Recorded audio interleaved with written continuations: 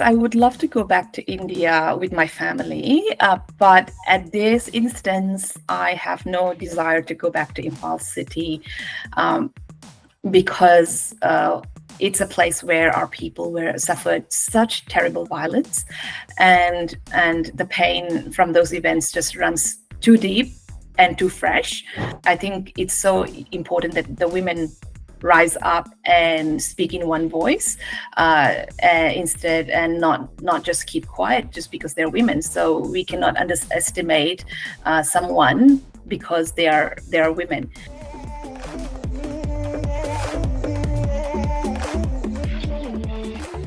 Hello viewers, welcome to DIN News. Today we have with us Biakmawii Giles.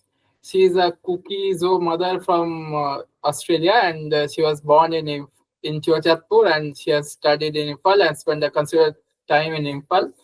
So thank you, Mary Giles, for joining me in this podcast regarding International Working Class Mothers Women's Day, where I am trying to just justify the point of view of mothers, how they have been affected by the violence that has happened in Imphal, specifically targeting uh, Kuki Zo Mother community. And our guest is from the Mizo community, which lives in Manipur. So welcome, thank you for coming here. Thank you, Sheikh. Thank you so much for having me on your channel.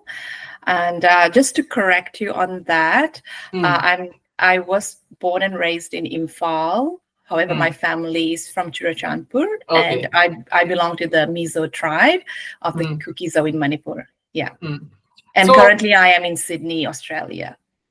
Yeah. So, when did you move to Australia?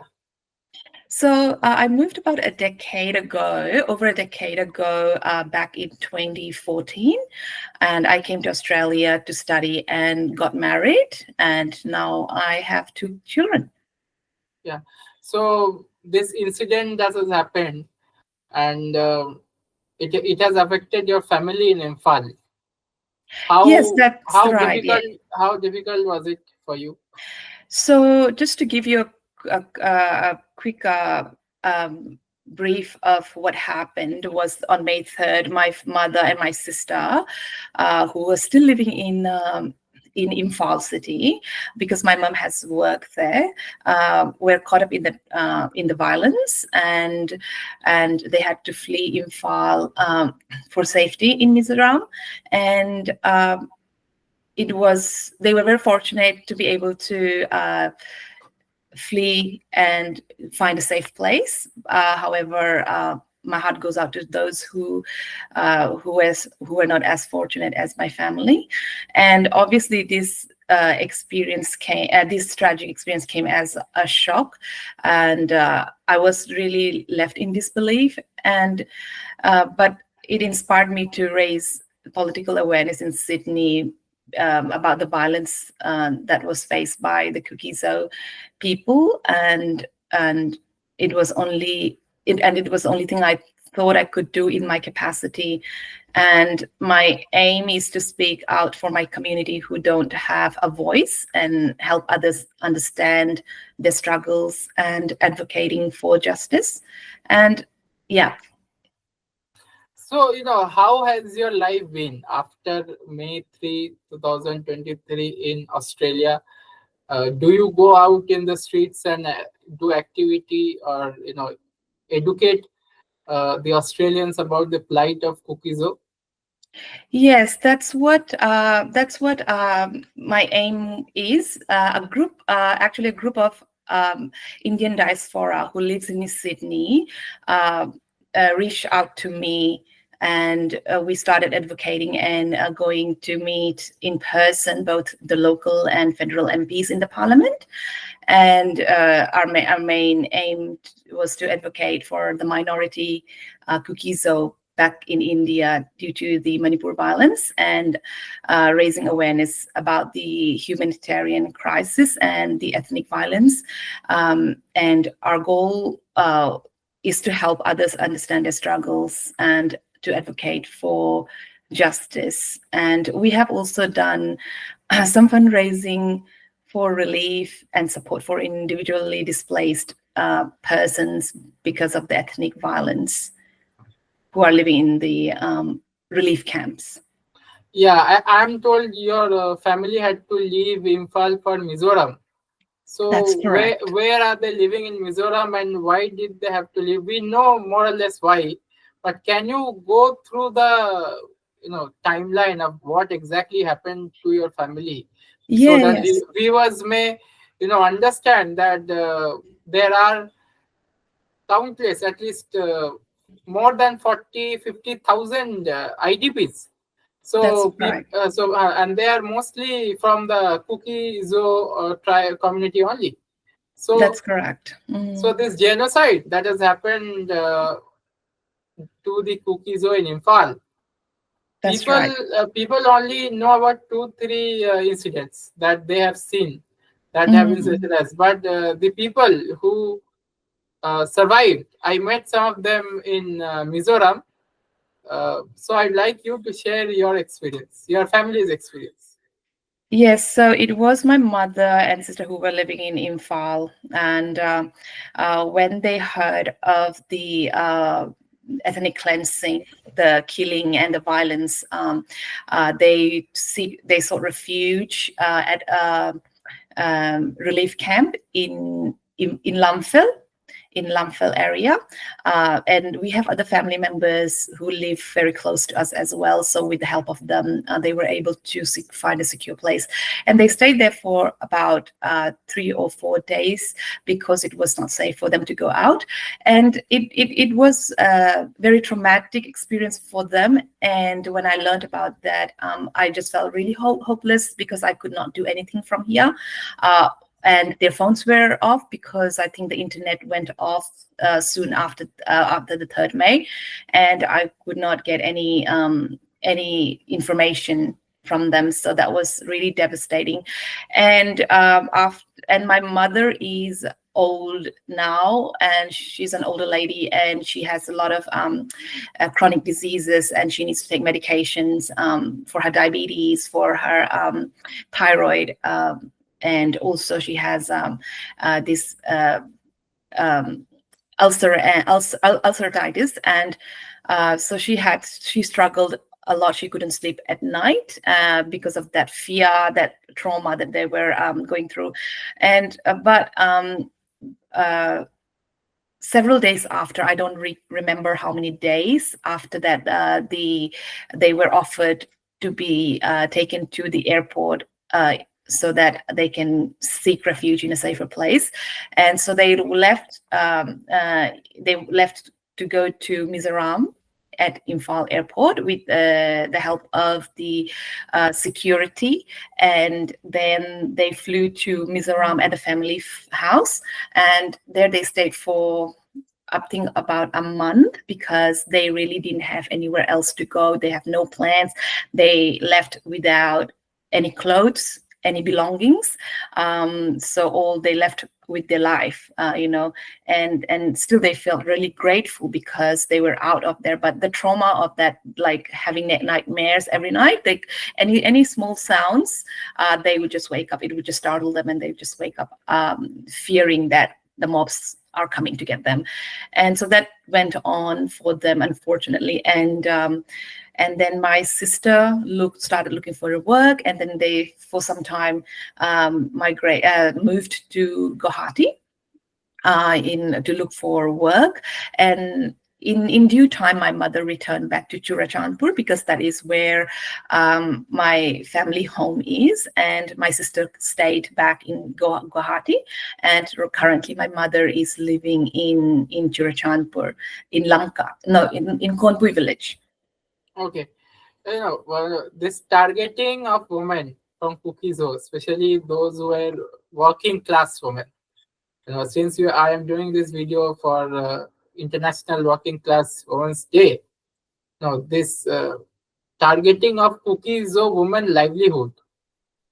How do you see this thing? Is it born out of jealousy, or is it born out of inferiority complex? Because you're a digital activist also. You're on Twitter. and they call all sorts of names to cookies a woman on a digital platform. They deliberately sexualize and say very bad things to you. So, do you think like this targeting is very what do you say? It is obviously political. It is political motivated, but social also. I believe so because I think they have used the women as a way to um, as a way to uh, demean women, abuse women because they know that they are helpless. They cannot. They're helpless. Women are generally in a less advantaged situation. So they have used this violence to abuse and atrocities among Kuki Zo women, and which is very disheartening. And that was one of my advocacy in Sydney, was to raise awareness about the women's abuse during violence as such, and due to this. Many women has suffered such mental like they have mental health crisis going on there due to unhygiene, rehabilitation or relief camps. They have suffered really a great ordeal because of this, and I think these politics of ethnic cleansing is a state sponsored, and it is like promotes across the country, not just in Manipur, and not just Kuki Zo women, but also the other minorities across India who belong to Dalits or even Muslims, and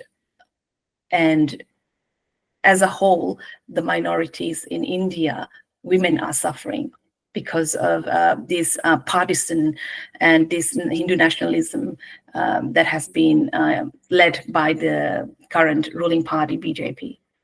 Yeah, did you ever expect, the Meira Paibi to justify violence against women, especially rape against cookies of women in this way? Did you ever expect? And No, did you? And another question with that, you have been living with Meitei for a long time, for almost 15, 17 years. Did you ever think that they can do such kind of things to you? Absolutely not. No, never in my wildest dream that I've ever thought that this thing could happen to us or our communities back home, because the Métis and the tribes lived together harmoniously for as long as I could remember as a kid, and as I grew up to be an adult. But maybe there was this hidden animosity or envy that led to the current situation. Of course, it was incited by some powerful political parties to get their way done, but it just took a small spark to ignite a large fire and instigate this civil conflict, and which affected men, women, children alike. And what about Meira Paibi? Meira Meira Paibi Paibi's were represented as this, like godly mothers of Manipur who always stood for justice, but they did not stand for justice of the cookies of women. Yes, no, I never thought that they would be involved in and condone such act of violence particularly towards women, other women, because them being as mother and women, that as a human, you would expect them to understand the cry the cry out of the other fellow female when they see them in that situation. But it was an eye-opener and shocking to see them react in a way that was so appalling that I cannot imagine as a woman that I would be condoning something that's been done to another woman in front of me. Yeah, so that is not something that I've ever expected. Do you find it hard to make other people understand that it is not exactly women of Manipur that are affected, but Kuki Zo women are affected, and other women are equally racist to Kuki Zo women as the men of their community? Do you find it difficult for people to understand this angle of ethnic violence being supported by women against minority women? Yes and no. I think, but especially here, because this was the reason why a lot of us Indians who are living here wanted to spread the awareness about this situation, was to bring light to what is happening there.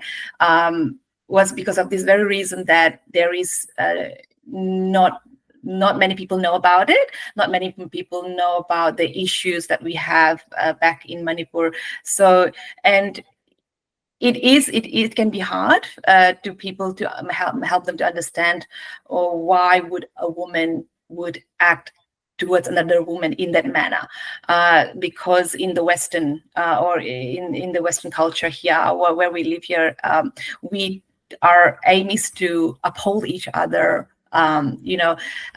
try to support each other and encourage each other to dream big and pursue our passions fearlessly and in that way. But however, it's completely the contrast. So it can be very difficult for some people to understand why a woman in a position who can help is not helping. Instead, they are the perpetrator and condoning these acts of violence just out of hate.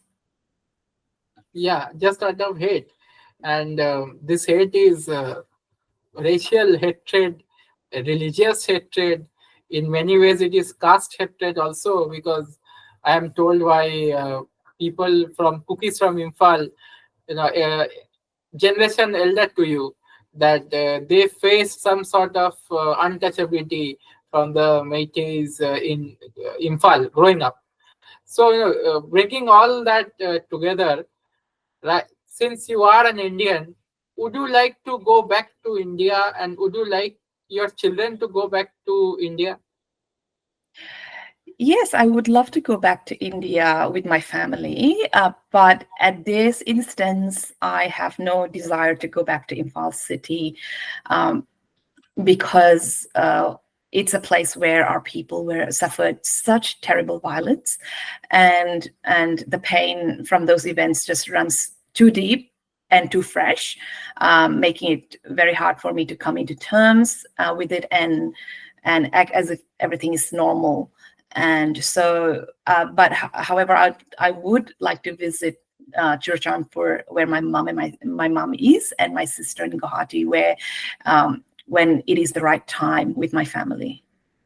Yeah, the government of India as well as the government of Manipur is very adamant in getting both the communities reconciled, and they want movement of Meiteis into Kuki Zo areas. How do you think of that, and what do you make of it?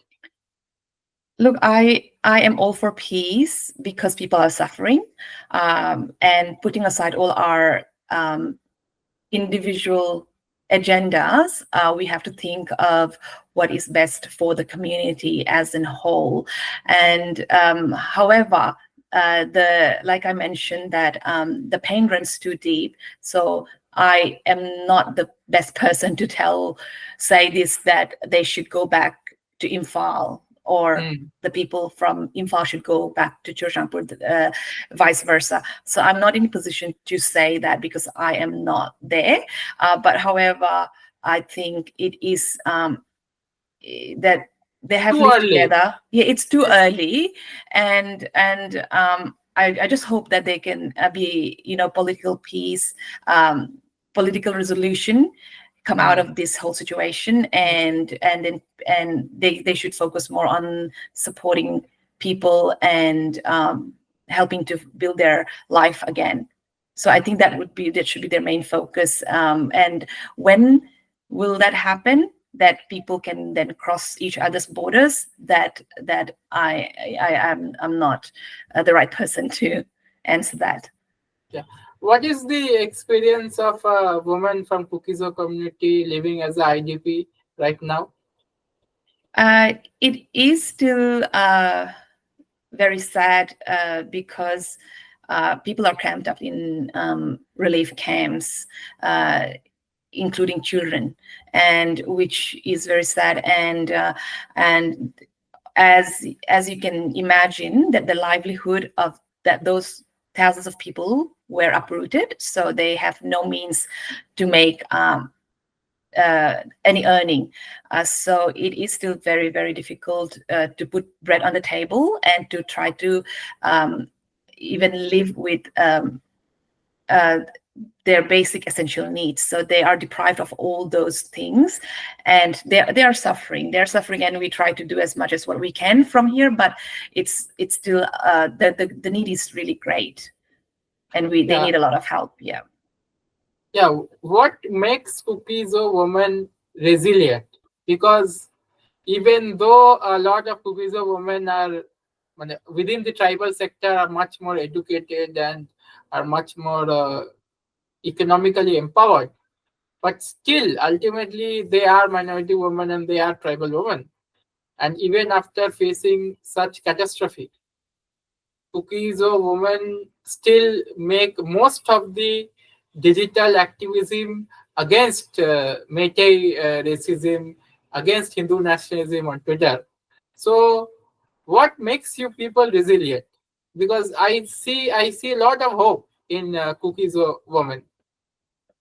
Yes, I think it stemmed from the resilience and the courage that we carry as a people of Kuki Zo and as tribes. I think we were taught to defend ourselves, survive, to put bread on the table, to provide for our family, whether you are male or female.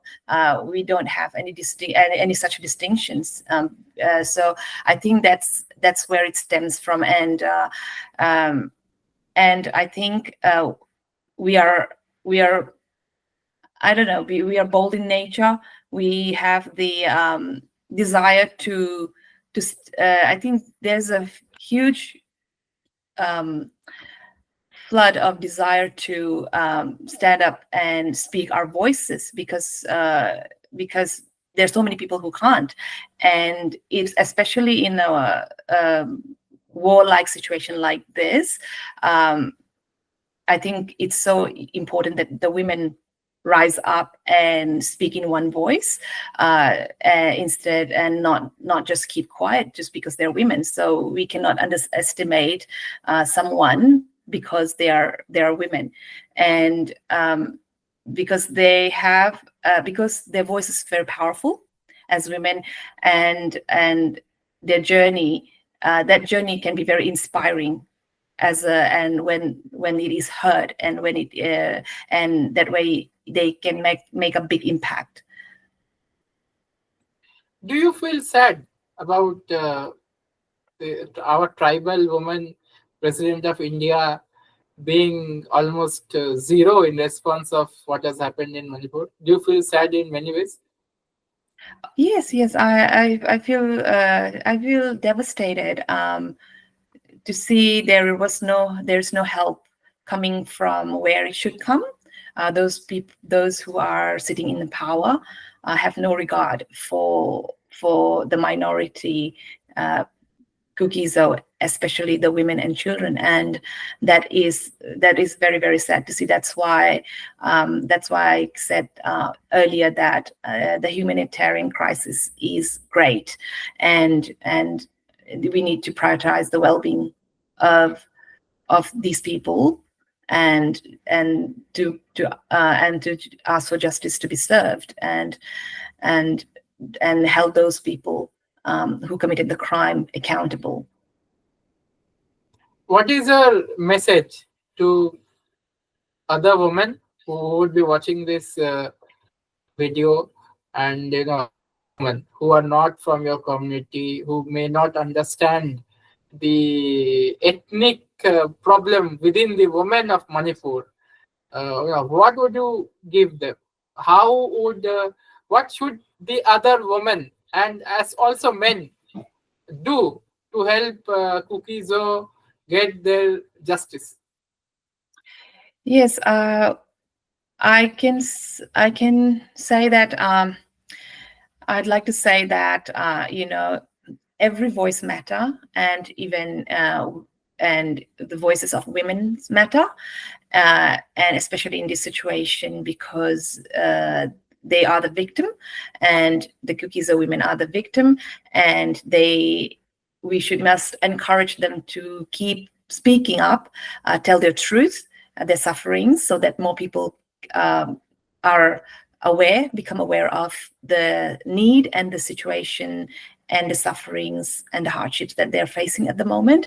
And because those stories hold immense power, and that we need to make them feel that they're not alone, whatever they're going through, that there are people there to support them, and I encourage them to dream big and pursue their passions fearlessly, and let's just continue to uplift one another as women, breaking down all barriers. With it doesn't matter what where you are, but we can all do our bit and celebrate one another, and together we can hope for a brighter future for ourselves and those who come after us. And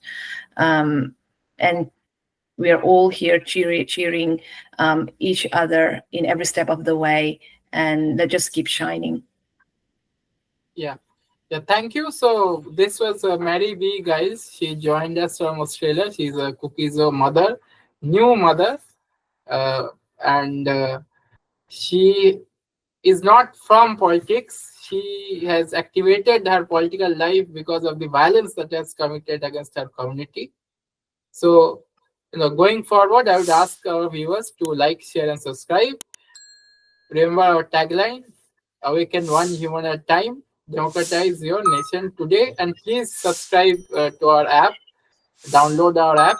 You can participate in polls there and get data which normally you wouldn't get from Facebook and Twitter. We give it for free. Thanks for watching Dent News. Signing off. Thank you.